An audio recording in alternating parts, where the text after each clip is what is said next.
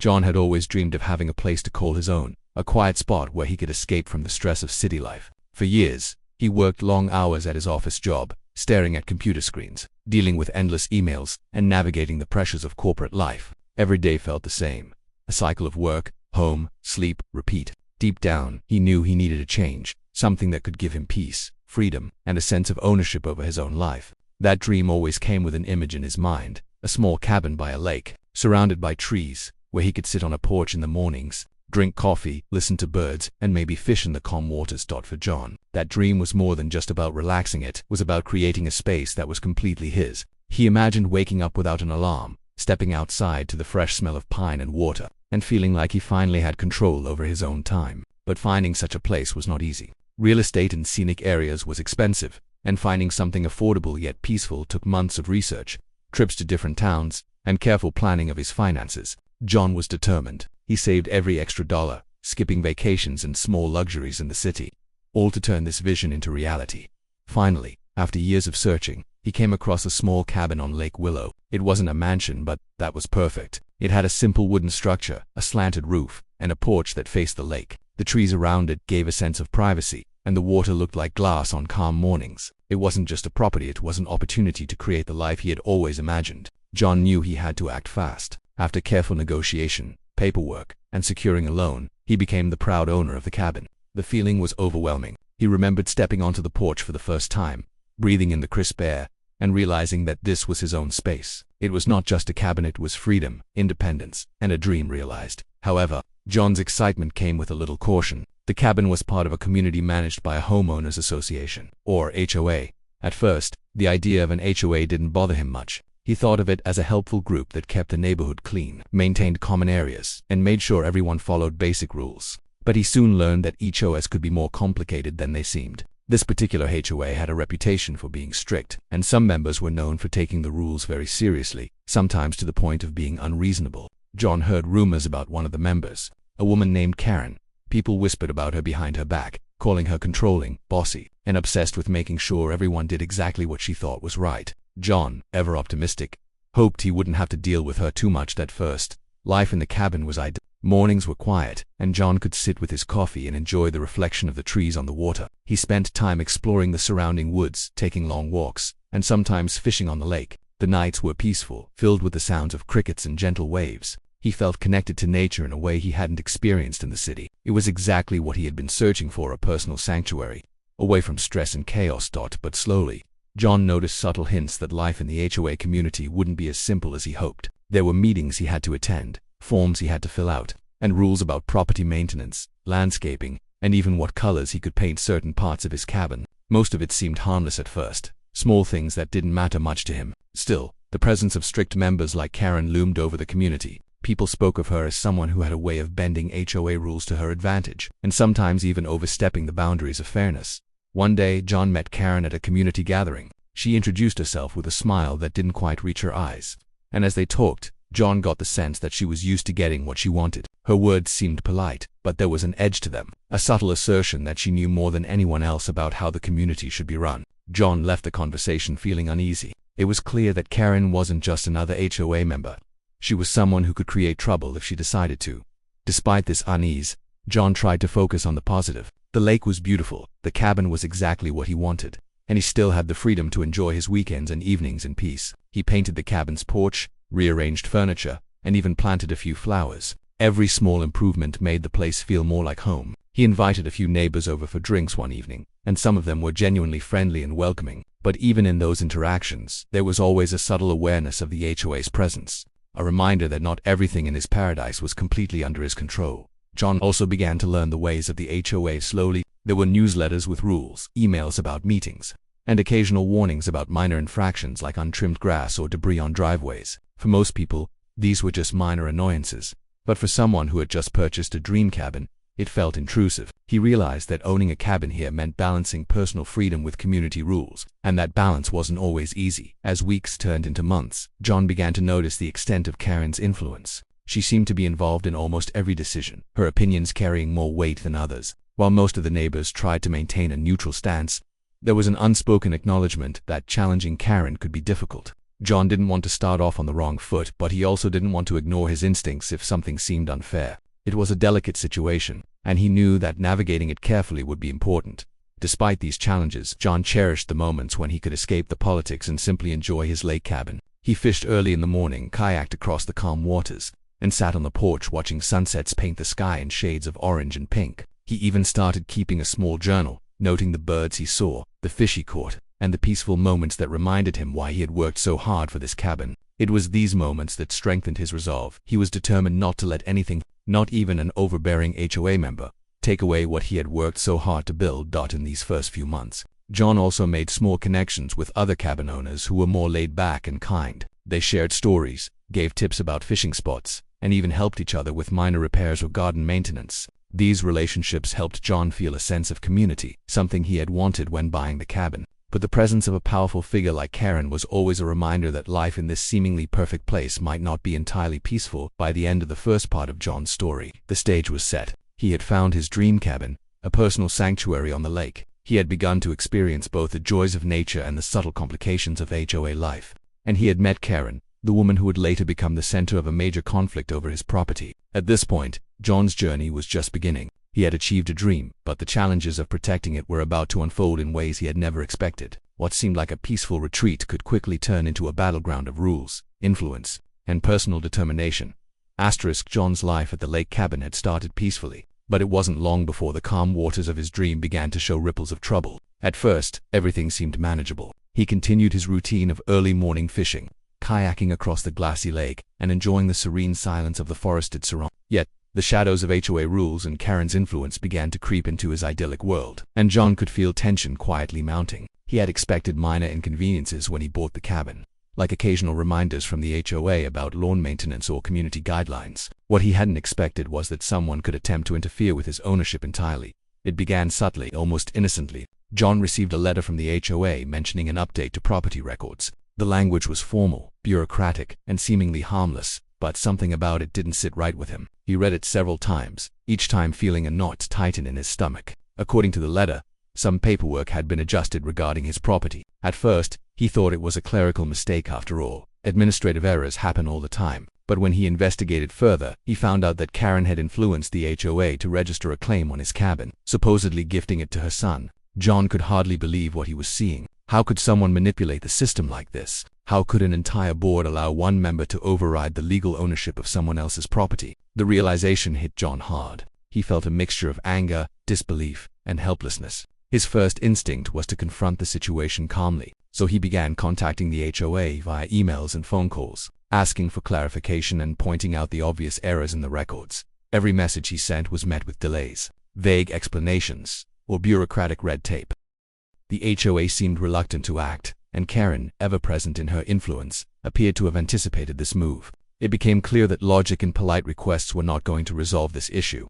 Things escalated when her son, emboldened by the supposed ownership granted by Karen, started showing up uninvited at the cabin. John would return from a morning hike or an afternoon at the lake to find him fishing on his dock or rummaging through outdoor storage sheds. At first, John tried to address the situation politely, asking the young man to leave and explaining that he was the rightful owner. But the son, confident in his mother's backing, brushed him off with casual arrogance. Every interaction became a battle of patience and restraint. John quickly realized that if he did not act, the intrusion would become regular and uncontested. Frustration began to build. John tried attending HOA meetings to present his case publicly. He prepared documentation showing his legitimate ownership, payment records, and legal agreements. But Karen was always there, ready with her arguments, her presence intimidating to some members of the board. She presented her version of events confidently, and though John knew he was in the right, the sheer force of her personality made the hearings feel like David trying to speak in a room full of Goliath. Neighbors whispered among themselves, some clearly intimidated by Karen's influence, while others appeared sympathetic but unwilling to intervene directly. John felt isolated, and the peaceful dream he had worked so hard to achieve began to feel like a nightmare. The turning point in this rising tension came during one particularly heated meeting. John arrived with stacks of documents, prepared to calmly explain the situation. Karen, predictably, was already there, speaking loudly and assertively, painting John as an overreacting newcomer. Board members listened, nodded, and occasionally scribbled notes. But the atmosphere was tense, charged with silent judgment. When John finally presented his evidence, he noticed some members exchanging glances. as if questioning Karen's version for the first time. Yet, progress was slow, and the discussion ended inconclusively, leaving John frustrated and worried. Returning to his cabin that evening, John walked along the shore of the lake, trying to think clearly. He loved this place too much to let it slip away, and he knew that passive strategies weren't going to be enough. He reflected on everything he had worked for, every sacrifice, every dollar saved, and every moment spent dreaming of this escape from city life. How could he allow someone else to claim what was rightfully his? The injustice of it burned within him, and the sense of urgency grew stronger with each passing day. He realized that he needed a bold and creative approach. If he wanted to reclaim control of his cabin, John started to research his options. He spoke with neighbors, lawyers, and people who had faced similar HOA disputes. The consensus was clear. Traditional methods might take months, possibly years, and even then there was no guarantee of success. Karen's influence was strong, and the bureaucracy of the HOA was slow. But John was not willing to give up. He began brainstorming strategies that would assert his rights while maintaining legality. He considered small adjustments, installing locks, increasing security, but nothing seemed sufficient to send a clear message that he would not be intimidated. As days passed, John noticed Karen becoming more aggressive. She called the HOA office multiple times, sent formal letters, and encouraged other members to question his compliance with rules. It was a campaign of intimidation designed to wear him down. Even her son appeared more confident in his unauthorized visits. Knowing his mother had the backing of a powerful figure within the community, John felt the pressure mounting, but it also fueled a sense of determination. He knew that giving in would mean losing more than just property. It would mean giving up on his dream, his sense of justice, and his personal dignity. Despite the tension, John maintained his routines at the cabin. He spent hours on the lake, sketched the scenery, and wrote in his journal, trying to maintain calm and focus. Nature became his refuge, a place where he could think strategically without letting anger cloud his judgment. Each fishing trip, each quiet evening, reinforced his determination to protect his cabin. It was no longer just a retreat. It had become a symbol of persistence, resilience, and the right to stand up against unfair authority. Slowly, John's thinking evolved from frustration to planning. He realized that a conventional fight might not work, and he needed a strategy that was both clever and assertive. Passive resistance had failed, polite requests had failed, and bureaucratic channels were moving too slowly. He needed an approach that would force attention and ensure that Karen's interference could no longer go unchecked. The idea began to take shape in his mind: a creative, bold action that would not break any laws but would clearly establish boundaries and make a statement by the end of this period. The situation had reached a boiling point. John's calm retreat into the lake cabin life had been disrupted by Karen's audacity, her son's intrusion, and the stubborn bureaucracy of the HOA. The dream of peaceful lakeside living now had an undercurrent of tension, a challenge that demanded ingenuity and courage. John knew the next steps would be critical. He had to protect his property, assert his rights, and send a message that no one, not even the most overbearing HOA member, could manipulate his life without consequence. This chapter of John's story showed the complexity of standing up for oneself in the face of unfair authority. It highlighted the quiet escalation of conflict, the frustration of bureaucracy, and the growing determination to act decisively. The stage was set for John to move from reaction to action, from passive resistance to bold strategy, as he prepared for the confrontation that would define his ownership and test his creativity, courage, and resolve.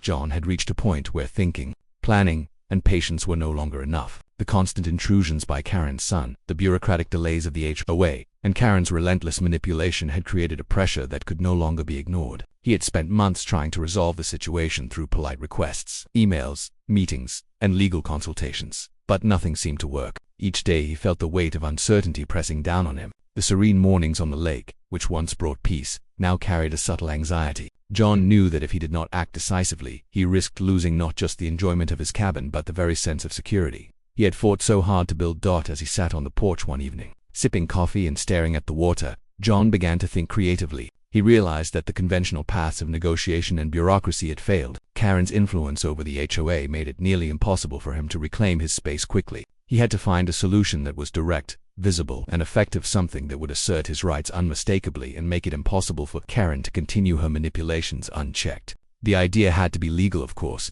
but it also needed to be bold enough to grab attention. It was not just about reclaiming the cabin. It was about restoring his autonomy and sending a clear signal that he would not be intimidated. After days of brainstorming, John conceived a plan that was as audacious as it was clever. He would build a fence, not just around his cabin, but extending it strategically in a way that would communicate his message. This fence would serve a dual purpose. It would protect his property and symbolize his refusal to allow outside interference. He knew that doing something so bold would provoke reactions, but he also understood that inaction had already cost him too much. With careful preparation, he could carry out this plan without violating any laws, while making a powerful statement about boundaries and personal rights. John began by researching fence regulations, property lines, and HOA rules. He wanted to ensure that every step he took was legally sound. There could be no mistakes. He could not afford to give Karen any reason to challenge him successfully. He measured his property meticulously, drew diagrams, and even consulted with a local contractor about materials and installation techniques. Every decision was deliberate. He wanted the fence to be sturdy, permanent, and unmissable, something that would be noticed by the HOA and neighbors alike. The planning itself was intense, consuming hours of his days and nights. But John felt a growing sense of empowerment. For the first time in months, he felt a measure of control over the situation. Once the planning was complete, John began acquiring materials. He chose high-quality fencing that would withstand weather and time, symbolizing the permanence of his ownership. He picked posts, panels, and hardware carefully, considering both functionality and visibility. As the materials arrived, he imagined the fence stretching across the property, clearly defining the boundary between his private cabin and the influence of the HOA. Each piece he handled felt like a step toward reclaiming not just physical space but also his sense of justice and dignity. The installation process began on a bright Saturday morning. John worked methodically, setting posts into the ground with precision, securing panels tightly, and checking alignment constantly. Neighbors passing by were curious. Some waved and smiled, while others watched in silent amazement.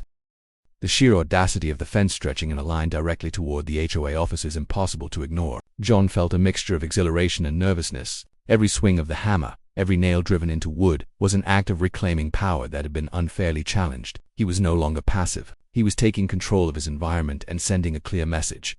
Word of the fence quickly spread through the neighborhood. Some neighbors were impressed by John's ingenuity, admiring his courage and creativity. Others were concerned, worried about potential backlash from Karen or the HOA board. John was aware of the risks, but he had prepared meticulously and knew he was on solid legal ground. The fence was not just a physical barrier. It was a statement, an undeniable demonstration that he would not allow interference in his property. It was bold, direct, and unambiguous, a visual representation of his determination to protect what was rightfully his. Karen's reaction was predictable and immediate. She called the HOA office multiple times, demanding that the fence be taken down. She sent letters, claimed harassment, and tried to rally support from other members. John had anticipated this. He had kept detailed records of property boundaries, fence permits, and correspondence with the HOA. He remained calm and collected, knowing that Karen's aggression could be countered with facts, evidence, and a firm but polite assertion of his rights. Each of her attempts to intimidate him only reinforced his resolve. The presence of the fence began to shift.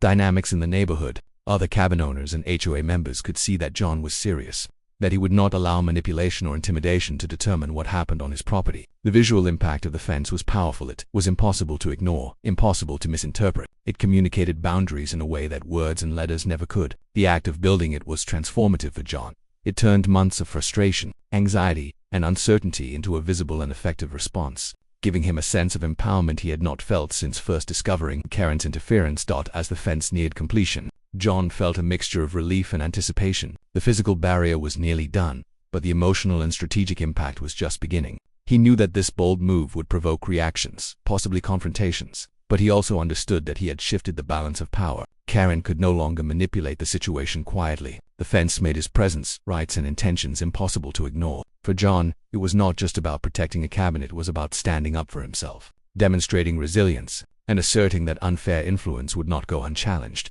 Neighbors began to approach him, some offering assistance, others sharing stories of similar struggles with the HOA. John felt a growing sense of solidarity and support. While he had taken the initiative, the act of building the fence resonated with others who felt powerless in the face of bureaucracy and overbearing personalities. The fence became more than a boundary. It was a symbol of courage, creativity, and the right to protect one's own property and peace of mind. By the time the fence was fully installed, John had transformed from a frustrated property owner into a determined and empowered individual. He had taken months of anxiety and uncertainty and turned them into decisive, concrete action. The fence stretched confidently, marking the line between his personal space and the influence of Karen and her son. It was a bold, clever, and perfectly legal solution, and it set the stage for the confrontation that would ultimately test the limits of HOA authority and personal resolve. The installation of the fence also gave John clarity about his own strength. He realized that courage did not always mean confrontation in a traditional sense. Sometimes it meant finding creative, lawful, and assertive ways to protect what mattered most.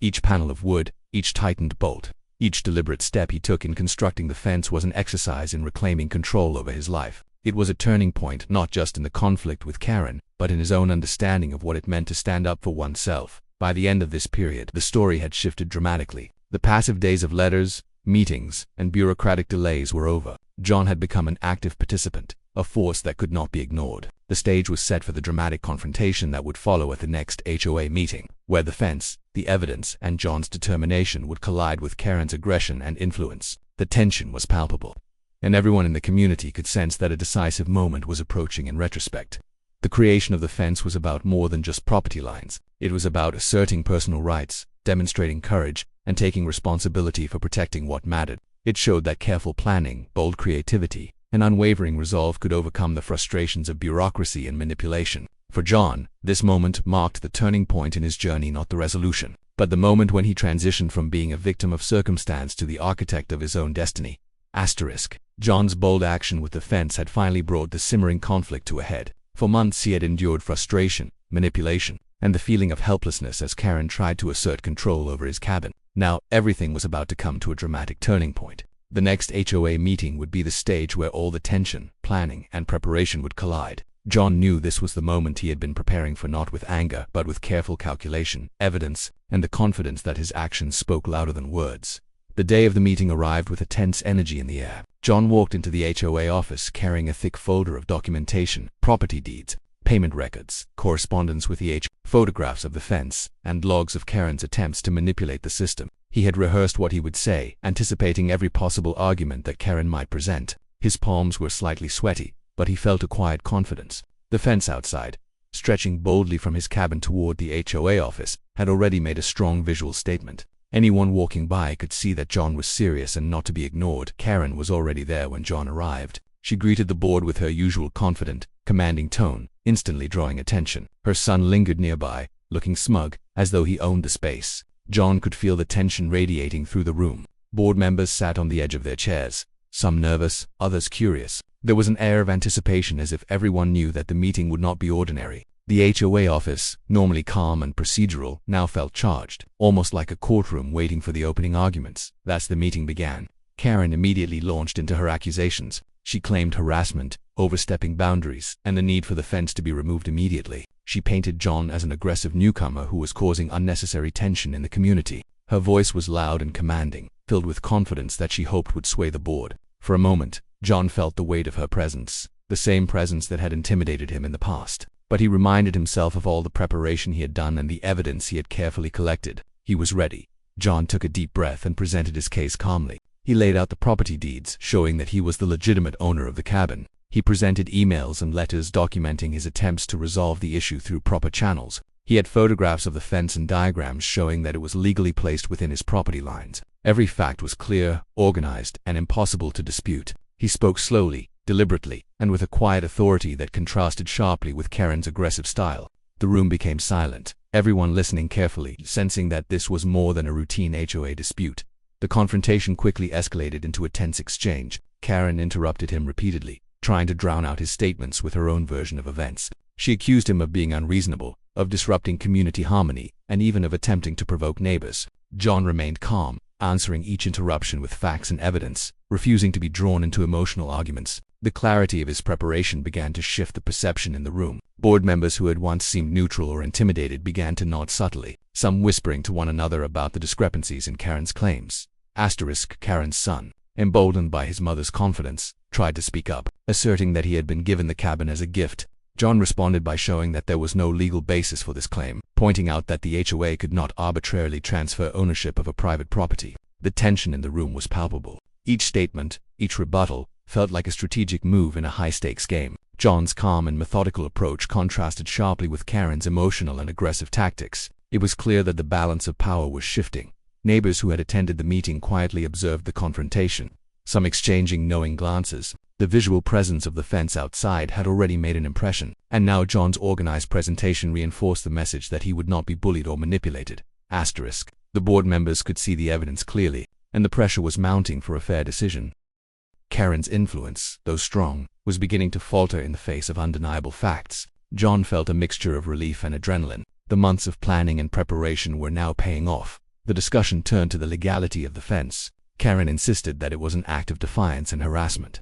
But John calmly explained that it was entirely within his property boundaries and in compliance with all local regulations. He provided diagrams, measurements, and photographs showing the exact placement. Board members examined the materials carefully. It became increasingly clear that the fence was not just legal, but also a reasonable response to months of intrusion and manipulation. John's careful documentation left no room for ambiguity.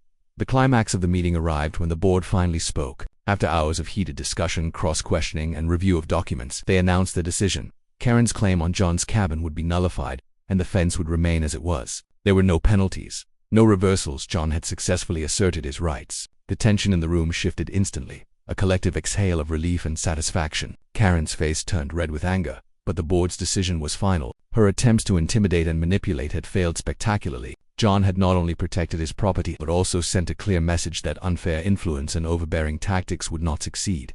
The aftermath of the meeting was a mixture of emotions. John felt triumphant, but he also felt a deep sense of vindication. The months of anxiety, frustration, and strategic planning had culminated in a decisive victory. Neighbors who had quietly supported him offered congratulations, impressed by his courage, preparation, and clever approach. The story of the fence and the confrontation quickly spread throughout the community. John became a symbol of standing up against manipulation and bureaucracy, a reminder that knowledge, preparation, and bold action could overcome even the most difficult challenges.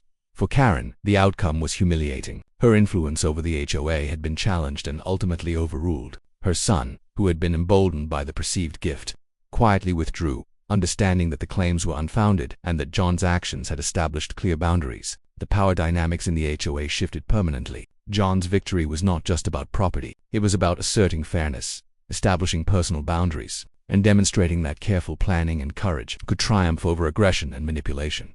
John returned to his cabin that evening with a sense of peace that he had not felt for months. The lake looked as calm as ever, the trees swayed gently in the breeze, and the fence stood strong and resolute, a testament to his determination. For the first time in months, he could truly relax. The confrontation was over, the rights restored, and the dream of his lake cabin fully intact. The journey had been long, challenging, and emotionally exhausting, but John had emerged stronger, wiser, and more confident in his ability to face challenges head-on. This chapter in John's life marked the climax of the conflict. It was a dramatic resolution to months of rising tension, a test of patience, creativity, and courage. The bold act of building the fence, combined with careful preparation and calm presentation, had turned the tide in his favor. John had proven not only that he could protect his property, but also that he could navigate complex social and bureaucratic challenges with intelligence, the strategy, and determination. By the end of this period, John had achieved more than just a victory over Karen and the HOA. He had reclaimed his sense of control, demonstrated the power of assertive and legal action, and created a lasting symbol of resilience.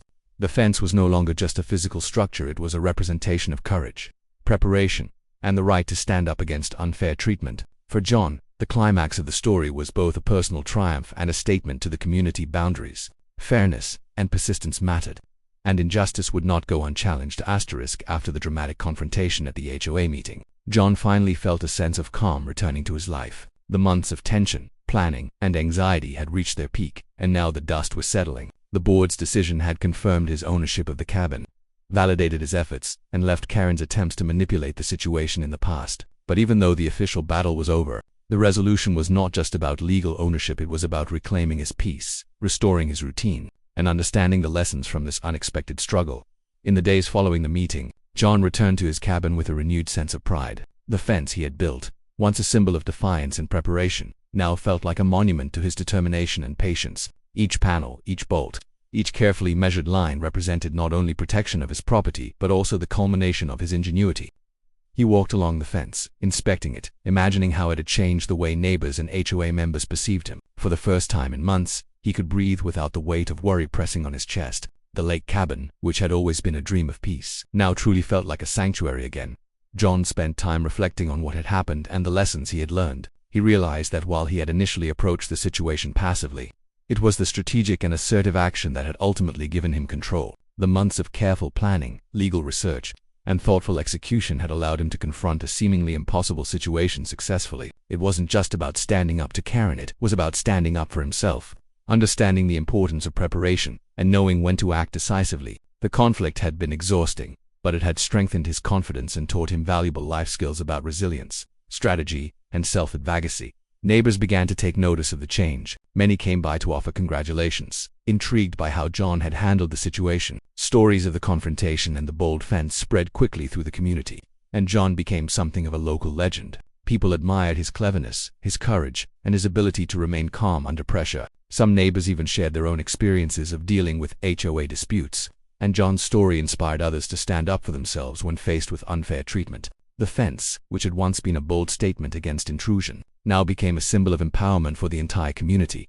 Life at the cabin gradually returned to a normal rhythm, but with a new layer of confidence and security. John could enjoy his mornings on the porch again, sipping coffee while listening to the birds and the soft ripple of the lake. The anxiety of unexpected visits or legal manipulation was gone, replaced by a sense of ownership and tranquility. Even the simple activities, like fishing or kayaking, felt more satisfying because John knew he had earned his peace through effort, cleverness, and determination. The lake, once a setting for tension and worry, now felt entirely restorative, as if it had absorbed the stress and returned only calm and beauty. Karen's influence waned after the confrontation. Though she still remained a member of the HOA, her power to intimidate and manipulate had been diminished. Neighbors who had been hesitant to oppose her now felt more confident speaking up when necessary. Her son, no longer emboldened by her authority, stopped visiting the cabin uninvited. The atmosphere of the community subtly shifted, becoming less tense and more balanced. John's actions had not only protected his own property but had also redefined the dynamics within the HOA, establishing a precedent for fairness and personal boundaries that others could follow. As weeks passed, John took time to enhance the cabin further. Enjoying the sense of freedom that came with knowing his property was secure, he added small touches to the cabin and the surrounding property, planting flowers, building a small dock extension, and creating cozy outdoor seating areas. Each improvement reminded him that the cabin was not just a structure, but a personal achievement and a reflection of his perseverance. Even simple evenings spent sitting by the water now carried a deeper significance, as every ripple of the lake reminded him of the journey he had undertaken to protect his dream. John also began sharing his experience more broadly. He spoke to friends and family about the importance of preparation, understanding one's rights, and acting decisively when faced with unfair situations. His story became an example of how creative thinking and patience could overcome obstacles, even when they seemed overwhelming. While the experience had been stressful, John recognized the value of the lessons learned. The confrontation had taught him not only practical strategies for dealing with bureaucracy but also the importance of standing firm in one's principles, asserting boundaries, and taking ownership of one's life's circumstances. Even with the resolution, John remained mindful of future challenges. He knew that conflicts could arise again, and that vigilance and preparation were essential for protecting one's property and peace of mind. Yet, he no longer felt fear or anxiety at the thought of potential disputes. The confidence he had gained through planning, action, and evidence-based resolution had given him tools to handle future problems calmly and effectively. The lake cabin, which had once been a source of tension due to external interference, now represented stability, independence, and personal strength. Neighbors continued to admire John's approach and the fence, which stood as a visible reminder of what can be achieved through courage, strategy, and persistence. Some families even began to make small improvements to their own properties, inspired by the idea that standing up for one's rights could be done creatively and effectively. The cabin, once a private retreat, became a subtle focal point in the community, a symbol that fairness and determination could prevail against manipulation. John's story became part of the local lore, shared in conversations, meetings, and casual gatherings, illustrating the impact one individual's courage could have on a wider group.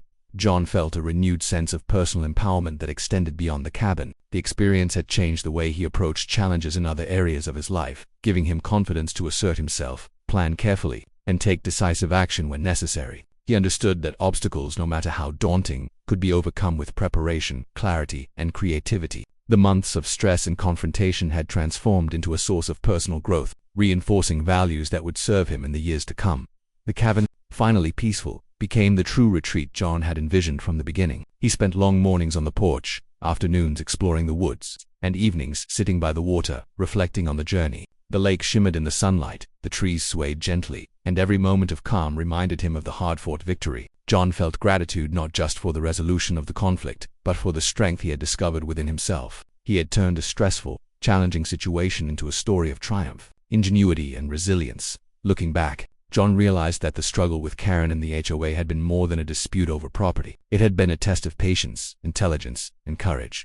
By confronting the challenge strategically, he had achieved a resolution that secured his cabin, restored his peace, and even positively influenced the community. The experience reinforced his belief that standing up for oneself, when done thoughtfully and lawfully, could overcome even the most unfair challenges. John's life slowly returned to the simple, pleasures that had drawn him to the cabin in the first place. He fished, kayaked, read, and wrote, fully immersed in the peaceful environment he had fought to protect. The fence remained a lasting symbol of his determination and cleverness, and a reminder that standing firm could change outcomes dramatically. For John, the resolution was complete, not just legally, but emotionally and spiritually. The lake cabin had truly become his sanctuary, a place of rest, creativity, and freedom, and a testament to what can be achieved through resilience, preparation, and courage. Asterisk.